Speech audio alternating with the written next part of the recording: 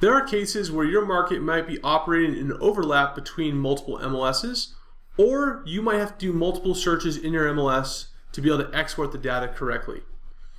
Now the Focus First software allows that to be done very easily under the settings option here by enabling the enable multiple export file read and the enable multiple MLS file read.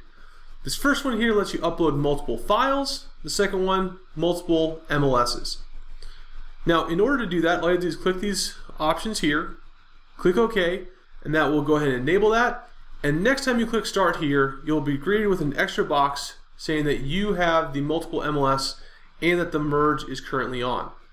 What this allows you to do is upload multiple files, and if there's a home that's maybe listed in both MLSs, it will also merge them together and kind of make just one listing out of that. That way you don't have the same property represented multiple times in your information. So just like that, you've turned it on and you're ready to upload your data. In this case, because I did the multiple MLSs, you're going to have you select your MLS here for the first one. So in this case, let's go ahead and just go up to the, scroll up a little more, Northern Colorado, which is where my export files will be coming from. Click to open up this one.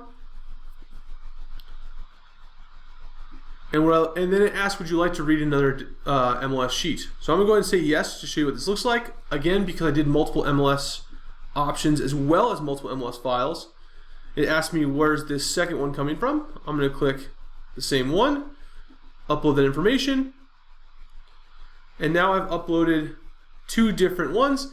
It now asks me if I'd like to do another one. So it's not limited to two, you could have 3, 4, or have as many as you need. In this case, I'm going to say no, because I'm just going to upload those two files.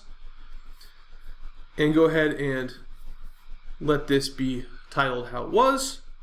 And you'll see here in a couple seconds that these files are now uploaded, and it's merging them together, getting rid of overlap, and now all this data is brought into the software correctly with all the information I needed.